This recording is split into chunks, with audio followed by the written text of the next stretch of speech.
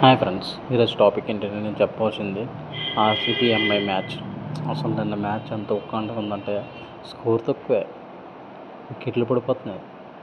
అటువైపు అంతే ఇటువైపు అంతే సేమ్, కానీ థ్రిల్లింగ్ థ్రిల్లింగ్ థ్రిల్లింగ్ థ్రిల్లింగ్. అసలు నిజంగా కొడతారా. ఒక పాయింట్లో 5 అవర్స్కి అందరూ అయిపోతారేమో అనుకున్నాను నిజంగా.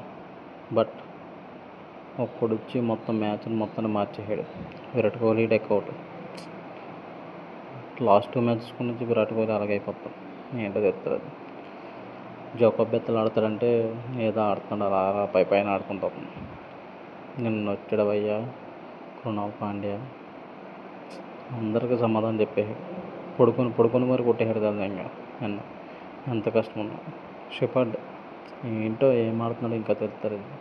ఇంకా ఆడాలి, ఇంప్రూవ్మెంట్ చేయాలి, బ్యాటింగ్లో ఇంప్రూవ్మెంట్ కావాలి. భూమి వచ్చాడు భయ్యా, 6 బాల్లో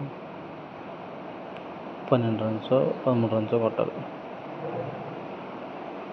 6 బాల్లో 9 రన్స్, ఒకే 6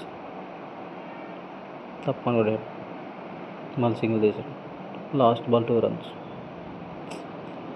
టై అయిపోద్ది అనుకున్న మ్యాచ్. బ్యాడ్ లక్, 2 తీస్తారు, మ్యాచ్ విన్ అయిపోయింది. నిన్న మ్యాచ్ అసలు తక్కువ స్కోరు. మోస్ట్ థ్రిల్లింగ్ మ్యాచ్ అంటే ఈ మ్యాచ్ నాకు చాలా బాగా అనిపించింది. అసలు లాస్ట్ అయ్యేదాకా ఏమవుద్ది అనుకున్నాను.